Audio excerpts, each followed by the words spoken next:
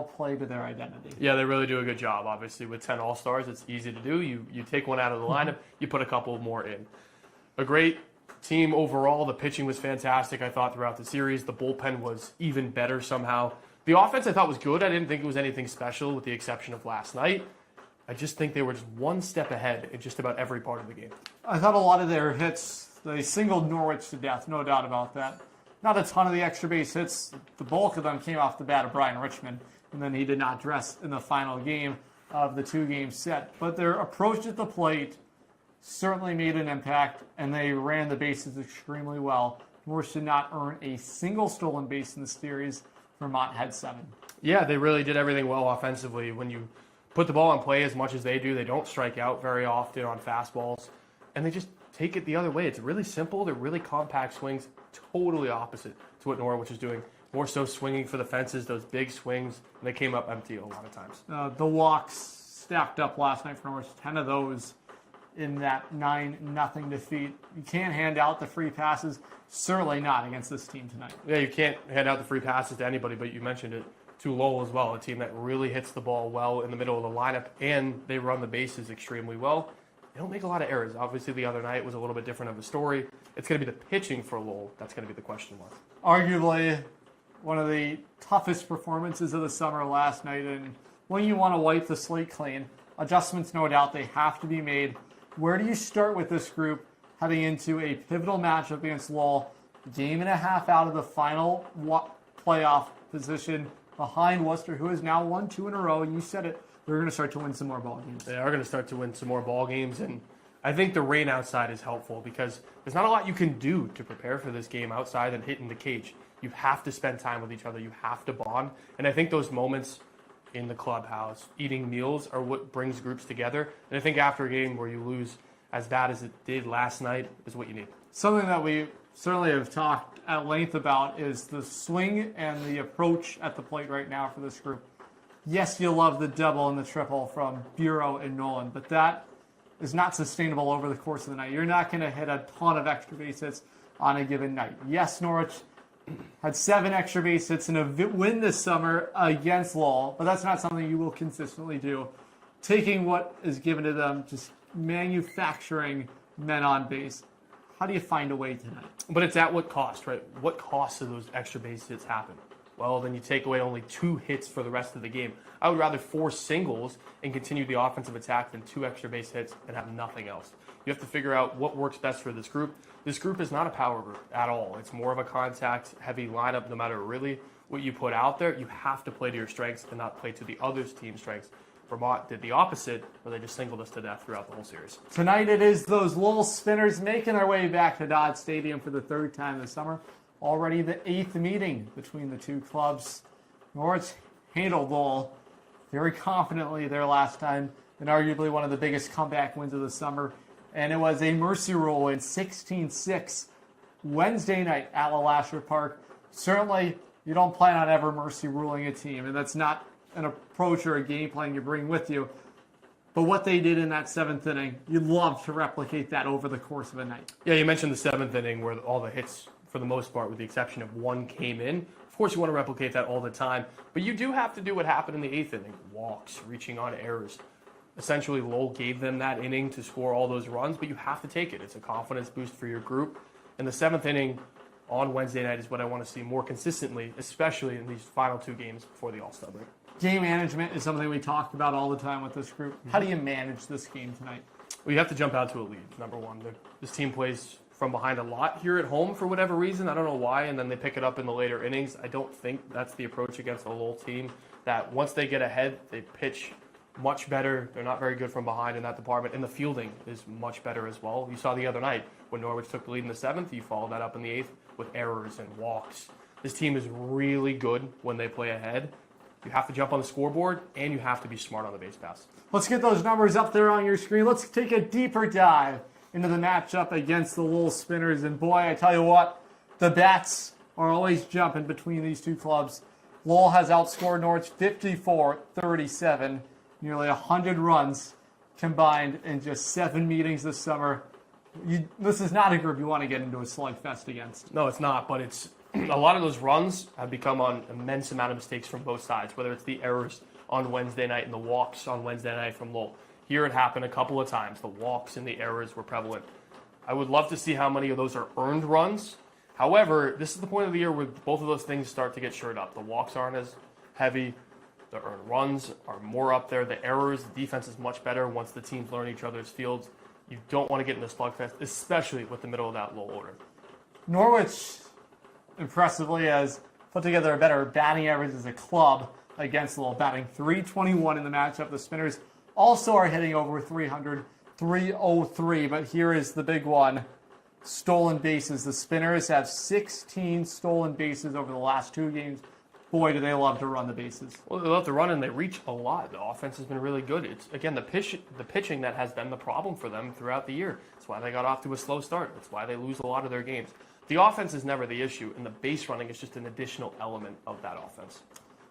Norwich has committed 17 errors over the 7 games, just 5 for Lowell. They don't make a ton of errors, and the Sea Unicorns have to cut down the error rate. Well, they do have to cut it down, and with the weather outside, it's going to be much harder to do so. The ball's going to move in funky ways.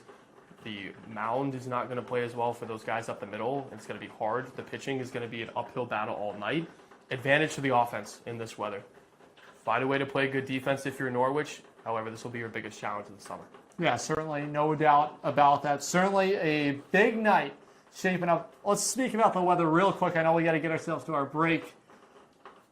It's going to be slick outside. That infield is going to move even quicker than it normally does with how slick it is. How do you manage the hops? You want to attack the baseball. Keys for this group tonight. Yeah, so the ground's a lot softer in the rain, obviously, because the water will soften it up. So the hops are going to be lower to the ground. They're not going to bounce as much. They're not as true. And the water, depending on how the ball is spinning, is going to push it in different directions. I'm more concerned about the outfield. How wet is it going to be out there? How the outfield is going to get their footing? How the jump's going to be? Are you going to slip on the jump? And with the rain, the air is much thicker, so the ball doesn't carry as much. So there's a lot of different elements defensively, and if you're an offense, you want to hit the ball in the air, in the rain, on grass. If it was on turf, you want to hit the ball on the ground. It's just a different style game. At Dodd Stadium, it's all grass, so the ball's got to fly in the air all night. Running the bases. Norwich is second, Lowell's atop the league in base stealing. Is that a huge area for this game tonight? Is it harder to swipe bags with how slick that infield dirt is approached in that area? Much harder because you can't slide as well. I assume that both teams are going to cut out the run game almost completely. There might be one here and there, but you can't slide on the dirt. We'll see how it, when the tarp is removed later on in the day, how the dirt is. But if it's all mud, you don't move. And you're at risk of getting injured as well, so you don't want to really run in that situation. Again, the Futures League, of course, you want to win games, but you have to keep yourself safe. Don't see either team running pretty much all night. How about getting a grip on the baseball when you field it? Hard, right? Your glove hopefully does a lot of the job in mopping it up, essentially, but it's the pitchers that are going to have a huge problem. A lot of fastballs tonight. Not a lot of spinning stuff. You might see the changeup. That those are usually better in the water because if you get the grip right, they move a lot more downwards. And just the sliders, the curveballs are going to be all over the place if they're thrown. No doubt. A lot of elements here tonight in the Rose City. It's a Saturday night, the Sea Unicorns and the Lowell Spinners meeting up. But how about we go back to some of the top moments from the first half, just 2 games remaining until the All-Star break. Sea Unicorns baseball is finally back at Dodd Stadium, and the summer of 2026 ready to go at Dodd Stadium here tonight. He's swinging away. It's a fair ball down the third baseline. It'll easily score. Noe, here comes Ayers. He'll race around and score.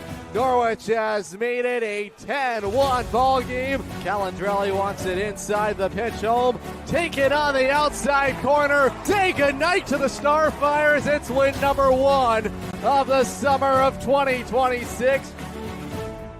He lifts this in the air out to right field. It is moving back at the wall. It is gone. Kenny Noe clears the deck out in right field. A first inning 3-run blast.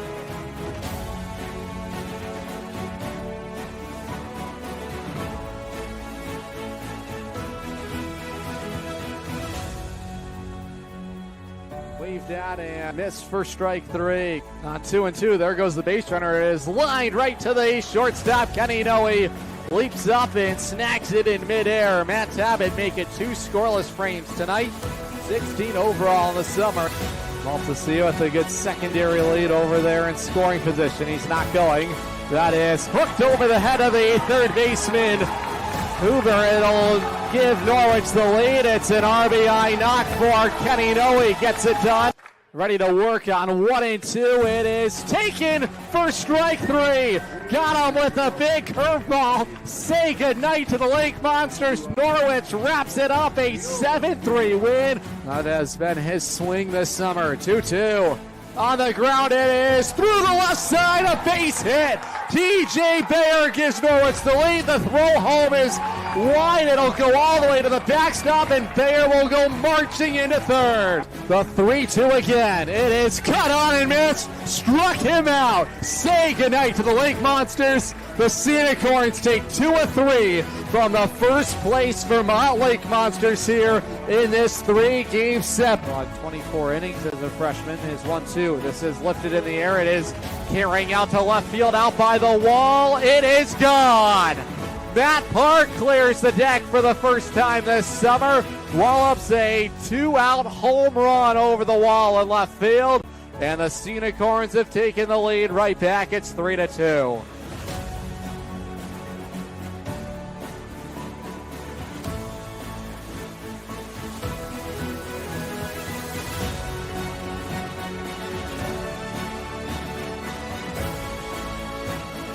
AIT, the throw from Miller to third was a good one, and Matt Park applies the tag on time. It erases Deserald. The 2-2. That is crushed out to left field. Out by the wall. It is gone. CJ Nolan clears the deck in left field, and the Sea Unicorns strike right back to tie the game. Wallops it over the wall in left field. His second of the summer. It's 4-4 in the 4th inning. That's right back up the middle. It's a base hit. Colby Regione is going to give the wave at third for Jackson Powers. He scores. RBI base hit, David Pengel. And the Sea Unicorns have taken the lead. It's 5-4.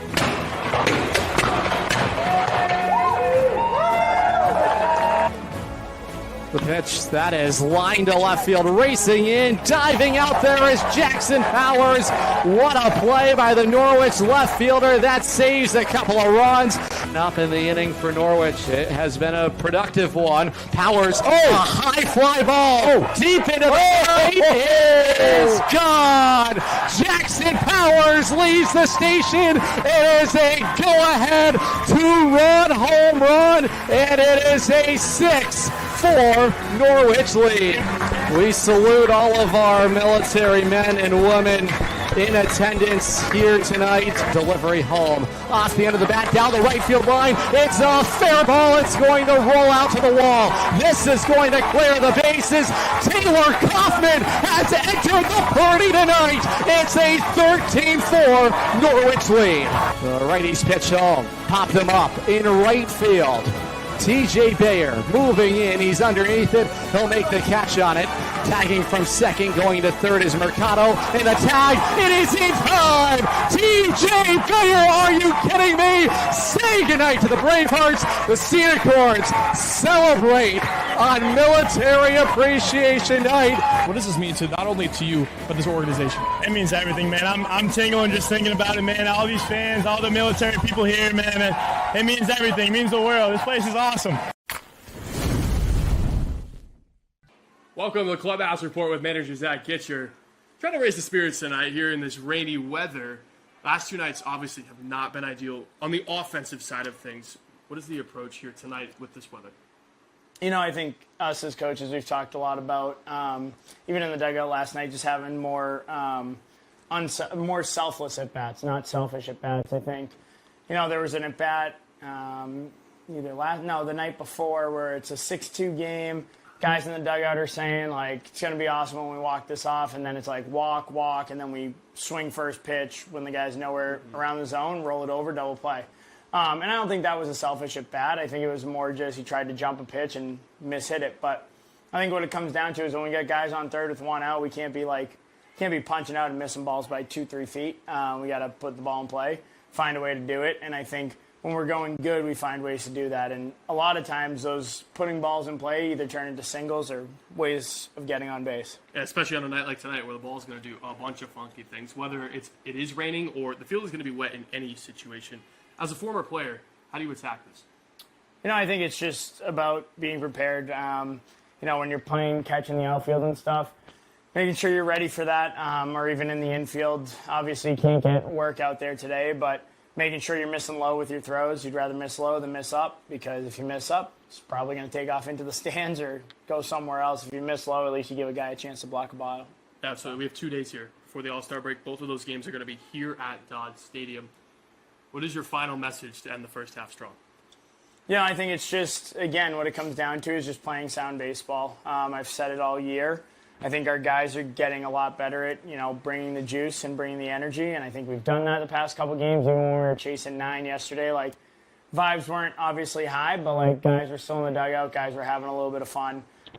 So for us, it's really just about coming out and competing and making sure that we're doing things as best we can, giving it our best effort. And I think if we do that, we'll be in good shape. Let's turn the page a few nights back to Wednesday night, where we saw the same Lowell Spinners team, this time down at the Losher Park. Big night for the offense, especially in the 7th and the 8th inning. Totally opposite. 7th inning, a lot of hits. 8th inning, just one. In terms of your approach, how do you continue to score runs in a variety of different ways? Yeah, I think it's just going up there. I read something today. It's not about your mechanics, I think a lot of guys come into the dugout wondering, was I spinning? Was I this? Was I that? It's like, okay, did you get a good pitch to hit? And I think a lot of times we're getting ourselves out, or we're just not doing a good job with those good pitches to hit. And what that means is whether that's mechanical or just as simple as trying to keep it simple. That's kind of where some of our issues have been, is keep it simple, do a job, and worry about the rest after. It's not about the stats or anything like that. It's just about winning baseball games. Yeah, absolutely. Got to keep it simple tonight against a very good Lowell team. 2 games before the All-Star break, Norwich trying to get back into the win column. This has been the Clubhouse Report with manager Zach Gitcher. Great stuff as always down there with the manager of the Sea Unicorns, Zach Gitcher. He always designs our lineup cards. You don't want to miss it. Saturday night back here at Dodd Stadium. Commemorative cup giveaway, trying to celebrate that 3-peat championship run. Always wanted to spot a win on a big night. How about we take a look at lineup card number 44 of the summer for the skipper. Very similar look at the top. Kenny, we had the day off yesterday. He's right back in there. The leadoff shortstop. To the other All-Star, T.J. Bayer, then Matt Park and Jackson Powers. Those guys have quickly solidified themselves as the top 4 in this order. Yeah, the last couple of weeks, the Gitcher's been moving around the lineup, and rightfully so. You have to know what you have up there. After you see everybody play for the first half of the summer, okay, what works? What group of 4 works? Where should I put them on the field? He's found that in them 4, I think. C.J. Nolan, a guy who has really picked it up offensively, finding a different amount of ways to get on base. He's been hit by a number of pitches. Was hit again in Lowell on Wednesday. He's put together a couple of extra base hits. What have you seen in his comfort level at the plate? Yeah, I think he's just poised. That's the word I would use. Using the whole field, being able to take walks when they're given to him. And he's able to read pitchers, I think, really well. It allows him to be in the driver's seat. Almost always in every situation, the pitcher knows what's happening. He knows where he wants to throw the ball, advantage you. I think TJ's taken that away over the last couple of days. Henry Ayers bats in the 6th place spot right behind CJ, the designated hitter. You really like him in that spot. Yeah, he's great. I think when he has the day off from behind the plate, able to see the game for 5 batters and go in and attack himself. Jake Hallett bats 7th over at first base. He's really found his rhythm as of late. Yeah, the rhythm's been there, as you mentioned. I think being inserted into the lineup a little bit more is helpful. Having more games underneath your belt, knowing how the players around you operate, allows you to operate at a much higher level. Bryce Miller once again does the catching here tonight. Great defensively. His bat also a guy you want in there. Yeah, it's been a strugglesome couple of nights here. Obviously, had a good hit the other night, but the strikeouts have racked up here on this homestand. The thing for him is, can he see the ball a little bit better, a little bit more early in the pitch? What I mean by that is I think he's picking it up late. When it's halfway there, no chance. If you're expecting fastball, you have to adjust to a slider. Not going to happen unless you see it early on. David Pangol rounds out this order, and this is a guy you want to see Norwich really utilize his speed. Yeah, I really think that there's so many tools there that we haven't broken into as a staff. Right? Finding ways to have him bunt, finding ways for him to steal, delayed steals, first move action as well. There's a lot you can do with a guy that's so fast and has a lot of power as well. Hudson Castillo makes his first start of the summer. He's already seen the Lowell Spinners, the southpaw out of Marietta, California, the commit to UConn over to Storrs. We'll see him in the fall.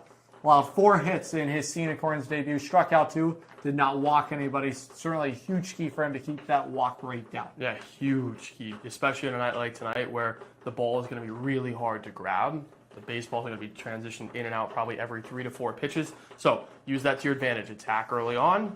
Allow the ball to be in play on the ground. In the air is going to be really difficult for outfielders tonight.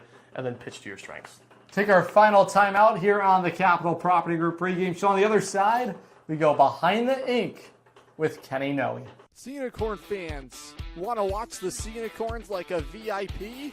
Book a Dodd Stadium luxury suite, perfect for business outings, birthdays, or a night out with friends. Enjoy indoor and outdoor seating, a flat screen TV, your own private server, and the option to pre-order from our catering menu, all while catching every pitch in comfort. Order your luxury suite today for just $500 for up to 20 guests, or go big with a double suite for $900 and bring 40. Don't miss out. Call now, 860-887-7962, and reserve your suite today. If you own rental property around here, you know how fast tenant calls, repairs, and rent collection can pile up. That's where Capital Property Group comes in. They handle everything: tenant screening, rent collection, maintenance, repairs, and day-to-day property and association management. Whether it's a long-term rental or a short-term property, they make ownership simple and stress-free. You own the property. They handle the headaches. Learn more at mycapitalteam.com. Capital Property Group, simplifying property ownership. We're really looking forward to the possibility of working together. Absolutely. We believe this could be a great partnership. Thanks, Adam. We're now going behind the ink, this time with Kenny Noe. Kenny has a bunch of tattoos on his right arm. We're going to start on his forearm here. Explain what this phrase means to you. Okay, so God gives his toughest battles to his strongest shoulders. I got this about a year ago. It's just something that I like to live by. When things get tough, you just kind of like think that, hey, you're given the ability to be tough. It's a blessing to have tough times, and you just really got to fight through it and know that there's a light at the end of the tunnel and that everything will work out the way it's supposed to be. Absolutely. And then we'll transition to the other side. There's a couple of things happening. Let's talk about the bridge first. Okay, so this is a bridge. The specific bridge, I forget the name off the top of my head, but it's going over to my summer house in Breezy Point, New York. This is what my family would say. Every time we went over the bridge, it says our favorite bridge. Just something that means something like throughout my childhood, and like I would always love it there. And I still have the house, and we still go there to this day, but not as much, unfortunately. But this is just something special to me and my family. Absolutely. And then you have 2 tattoos here in the front, right? You have this one that's more for your sake, and you take it to the family. And then the last one you mentioned is about your friends. So unfortunately, my buddy passed away in 2024 of epilepsy, and he was a big part of my life. I was with him probably 5 out of 7 days a week. He went to my high school. We played football together, and he was in my friend group. So his favorite song was Godspeed by Zach Bryan, and these are the mountains of the album for that cover. These are his initials, CLB, and that's the date he passed, 1/14/2024. And it's just something I did for him, just to remember him. So yeah, absolutely. All these tattoos, first off, you got to have meaning behind them, and all the ones we've talked about so far, and especially with Kenny, they mean something not only personally, but familially and also outside as well. This has been Behind the Ink with Kenny Noe. Next, we're going to take a walk in the ballpark with Alex D'Ambrosio. All right, welcome to Walk in the Park, this time with Alex D'Ambrosio. We're going to talk a little bit outside of baseball today. First off, what are you studying at Rider? I'm studying and majoring in criminal justice, and I'm doing minors in psychology and sociology. Okay, I'll ask you first, how did you pick those degree paths? So, growing up, I've always been surrounded by people in law enforcement, and my dad also served in the Army, so it's just like, it's always just been around me, and I've always wanted to help people. So that's the kind of the path I wanted to do. Mm-hmm. And then for your degree, what do you want to do after college if baseball is not in your future? So the plan is to be a cop state police officer for a little bit, and then hopefully apply for the FBI. FBI. Yeah. So what do you want to do with them? Do you want to be an investigator? Do you want to be more so Secret Service? What's like kind of the dream ever since you were a kid? Not 100% sure yet, but like just honestly trying to help people, and yeah, I just never saw myself working behind a desk. Yeah, sure. And what did you learn from the people before you that worked kind of in the similar realm that you want to apply to your own career? I mean, I think the character of like those people is what stood out to me and jumped out, and like I always just wanted to be someone that could help. Okay. And then you mentioned being a cop. What interests you about that field specifically? I like the idea of working overtime. Most of these jobs nowadays are, 9 to 5, and getting paid for overtime and stuff like that is really beneficial. Plus with all like the benefits and pension plans is awesome. So yeah. By the way, how do you balance, you have a multitude of different things you're interested in. How do you balance that kind of with your baseball life down at Rider? I mean, you develop a routine as a student athlete. Usually my classes are in the morning, and then towards the afternoon and late afternoon is when baseball, workouts, all that kind of stuff takes place at school. And then I get some alone time at night, but like I'm studying or doing more work. Absolutely. Well, it's always good to learn about what you guys are doing outside of the game, because we talk about this all the time, but you guys are more than that. For people that, think of you guys as baseball players, how would you bring awareness to the fact that there's actually a humane side to that as well? Yeah, it's tough. People don't know what student athletes, have to do every single day. You just got to understand that we're all human. We make mistakes, and there's times that it gets a lot on us. But you gotta, as a student athlete, you gotta persevere and deal with the hard stuff, and it makes you build your character, which is important. It's always great to hear about the life behind the scenes. This has been a Walk in the Park with Alec D'Ambrosio. Next, we're going to talk to Jack Treat during his transitional period from high school baseball to college. Welcome in with Jack Treat here. Here we're going to talk all about the transitional period, that is, in between high school and college. High school ball is over. You're headed to Bryant here in the fall. However, there's going to be a short hiatus between that here in the summer. You're living with what's going to be your teammate, Mike Fiataroni. Yes, yeah. Talk about how that experience has been so far. The experience has been great. Obviously, it was definitely a transition coming from high school ball to this. This league has such competitive arms, players every day. You compete. Game's a lot faster. It's definitely an adjustment getting used to it. But I think, the more I played, the more I kind of got my feet wet. I really got my confidence back and started, playing a lot better. Having a guy like Mike living with me has been he's been awesome this summer, teaching me kind of the ways of how they do it down at Bryant, how we do it here, and kind of just stuff that's going to get me ready for going into college. He's been awesome doing it. We hit together, we lift together, and then obviously we see each other every day playing here. So yeah, absolutely. How do you think this experience here in the summer is going to help your transition here in the fall? I think it's definitely it's going to be great for me. This is college experience that I'm getting every single day. I could have been playing summer ball with my other travel team, which is 2 days a week, playing games on the weekends, and then not really have as competitive competition. But this is every day. This is a real college schedule. This is something that's just going to prepare me a lot more and get me a lot ready for the college season. Yeah, and whether that be personal or on the baseball side, what are you most looking forward to as you head to Bryant this fall? Definitely, the guys. Mike has talked highly about all the teammates. It's just a great group of guys, great coaches, and I'm super excited to, get to know all of them and kind of share, the bond that we're all going to create and get used to playing each day with them, getting better. Yeah, absolutely. It's going to be a lot of fun to watch Jack Treat here with Norwich the rest of the summer. However, in the college season, what a blast that's going to be. Mike Fiataroni and Jack Treat will take it on at Bryant. This has been the transitional period with Jack Treat. Always so much fun with all our guys, brushing back the curtain a little bit, going behind the scenes with the guys. A lot of fun with this group, but we're looking for win number 20 on a Saturday night. We can't get there without our walks to victory. Yeah, there's two. Number one's know your surface. You play at this field more than anybody in the league. Obviously, it's your home field. Know it. Understand how the ball moves and operates on the ground.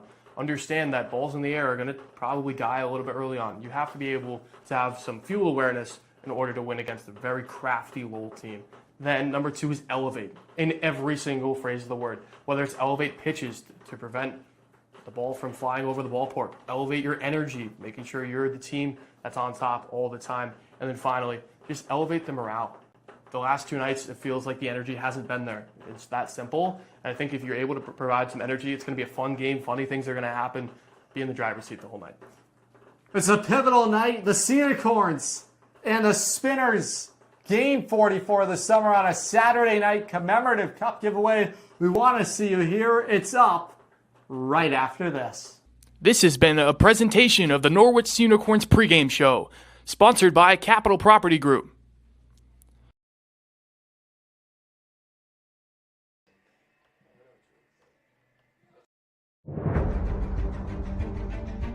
Three years ago, history was made. Nicks and deals. Swing and a miss, there it is! It's over! The Sea Unicorns win! The Futures League runs through the Rose City! 2 years ago, they proved they could do it again. Third, he's gonna come all the way home and score! The Norwich Sea Unicorns are back-to-back Future League champions. In 2025, a dynasty was born. A bouncer, Walsh charges in. He snaps it across the diamond. Say goodnight to the Bees. 3 straight championships in the Rose City. Now the Sea Unicorns set sail for another chapter.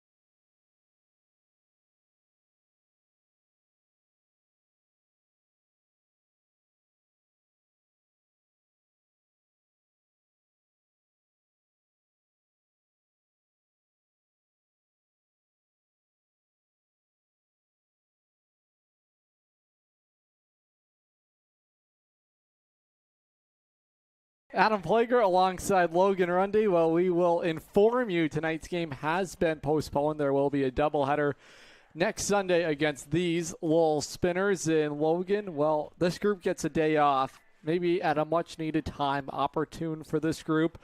A series in which did not go their way, but really a night to reset. Yeah, it really is a night to reset, and I think when you were walking around the ballpark tonight, or I had the opportunity to go into their locker room, and I think the vibes were up. That's the big thing for this group after a couple of tough nights at the baseball field Thursday and Friday night, having those bonding moments. You saw the tarp being put on. That's what we do. That the team puts on the tarp, and they had a good time doing that. So I think this is actually a blessing in disguise, and hopefully it'll pay off tomorrow against. Yeah, no doubt about that. So Hudson Castillo is expected to make the start today. Now there's some questions for Zach Itcher. A lot of guys are going to be available for tomorrow's game. And this is a blessing in disguise, like you said. Do you go to Castillo? Do you put him out of the bullpen? He has pitched out of the bullpen this summer for Norwich.